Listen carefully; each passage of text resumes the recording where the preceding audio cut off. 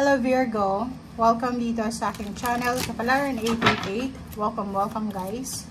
Alamin natin kung anong messages, vibration, gabay energy para to sa full moon in Aries, super moon siya. So, tingnan natin kung ano yung mensahe na gustong iparating sa'yo ng bara. So, general message to, so pwedeng hindi makaresonate sa lahat, pero sa iba makakaresonate siya. Scribe or writer, wow! Ang galing nito. So, nakikita ko siya dito, Virgo, involved siya ng papeles, dokumento.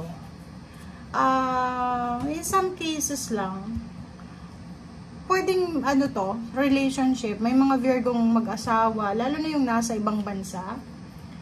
Siguro, handang-handa ka na para sa mga contract signing, partnership, siguro yung relationship na alam mo na sigurado ka na, pwedeng may kasal, pwedeng may mga involved na magpipirma ng kontrata para sa bahay, sa lupa, ganyan, sa sasakyan. Okay? So, yung full moon or yung super moon na to is pwedeng magbibigay or magdadala sa'yo ng liwanag, ng clarity sa mga bagay-bagay na gusto mo at ayaw mo na.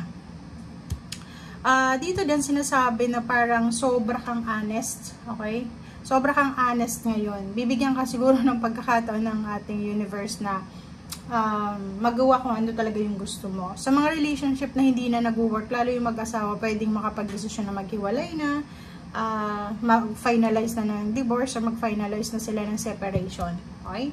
So, etong barang to is parang sinasabi din siya yun na magdadala ng significant na pagbabago sa mga finances, sa investment, or major money matters. So, kasi papel to papeles, dokumento.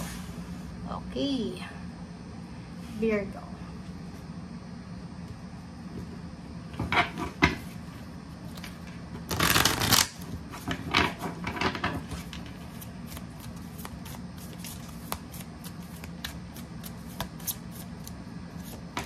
Okay, growth. Yon.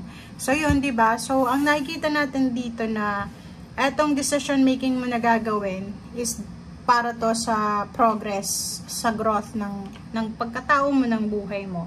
So, nakikita natin dito na magsisimula ka sa maliit na bagay, diba? So, baby steps. Nakikita natin dito yung maliit na steps. Magsisimula ka sa napakaliit na steps or actions. Magsisimula ka sa maliit lang.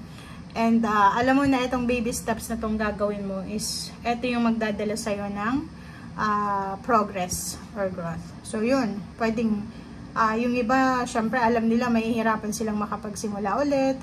Pero baby steps nga, naniniwala ka na makakaya mo, naniniwala ka na magsisimula lang sa maliit, papunta sa malaking bagay. May mga negosyo dito na involved, pera, puro pera. Partnership, relationship. Full moon in Gemini, embrace the flow of life. So, sinasabi ng baraha, tanggapin mo kung ano yung dapat tanggapin sa buhay. Go with the flow. Diba? Huwag masyadong kontrolin yung mga nangyayari sa paligid. Sinasabi ng baraha, may mga restrictions, may mga stagnation na nangyayari, pero make sure na huwag kang maging aggressive. Huwag mong kontrolin. Yakapin mo kung ano yung nangyayari sa ngayon. Okay? Let go, let God, let it flow. And yun. Embrace the flow of life. Okay.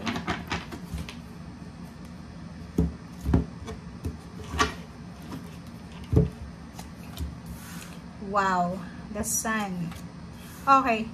So, ang nakikita ko sa'yo dito, ang sabi ng bara sa'yo, make sure daw na mag-focus ka, Virgo, sa kung ano yung magdadala sa'yo ng happy emotion, happy feelings, diba? So, kasi itong the sun is manifestation siya ng happiness, ng joy, ng excitement, ng prosperity, ng abundance, ng celebration. So, sinasabi dyan sa'yo na doon ka lang mag-focus sa ngayon. Okay? Mag-focus ka sa kung ano yung, parang, alam mo yon, like, minsan may mga negative kang naiisip, so i-divert mo yung negative into positive.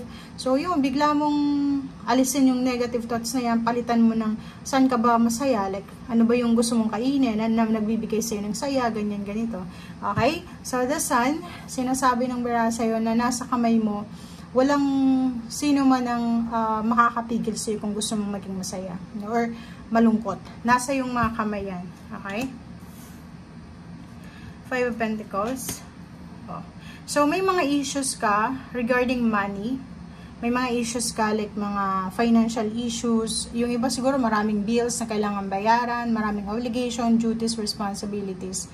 Pero, yun yung sinasabi ng Eight of Cups na let go, let God, let it flow. So, wag mong kontrolin. Wag masyadong mainit ang ulo. Lalo na kung medyo kapos ka sa lapi ngayon, or may marami kang mga bills, or marami kang gustong bayaran, or kailangan, rather.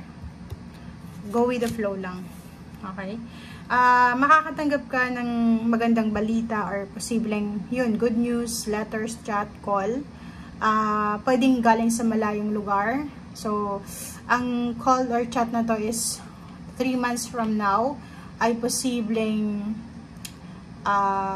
darating ito. So, pwedeng kung halimbawa makakatanggap ka ng letters, Virgo, na 3 months from now, or 3 months ago, parang ganun. So, kung ano man tong clarification, answers, or solution, or good news or outcome, 3 months ago, ito yung nangyari, and then ngayon yung result is ngayon na. Parang ganun. So, comment down below yung Virgo na naghihintay kayo ng positive outcome. 3 months ago yung ginawa, yung nag-apply kayo ng trabaho 3 months ago, tapos ngayon lang yung pagdating ng confirmation. Okay, so the Empress, maraming iba sa inyo dyan na masyadong abala sa isang bagay. Abala kayo siguro sa relationship, na napapabayaan nyo na yung health nyo or yung sarili nyo. So make sure na ngayong habang nanonood kayo, make sure na unahin nyo yung sarili mo, yung kapakanan mo, yung feelings mo, i-honor mo yung feelings mo kasi masyado kang nakafocus sa relationship. Pero yung iba din dito na sobrang busy sa kanilang relasyon or busy sa kanilang obligation, nakakalimutan na nilang may relasyon sila. Yung iba nakakalimutan ng may asawa, may girlfriend, may boyfriend kasi abala sila sa trabaho. So, kailangan yung bigyan ng pansin. And Queen of Wands, freedom. So, nakikita ko sa'yo dito, yun, yung mga long-term commitments, like for example, mga partnership, marriage, parang ganon. May iba sa inyo dito, yun na nga, gusto na ng freedom. Basta hindi na siya makakapagtiis na makisama pa sa taong ito, ganyan, ganito. So, siguro gusto niyo makipag-iwalay, ganyan, ganito. Yung iba din sa inyo, siguro from single, magiging in a relationship, or pwedeng ikakasal. Okay? Thank you guys, and see you again. Bye!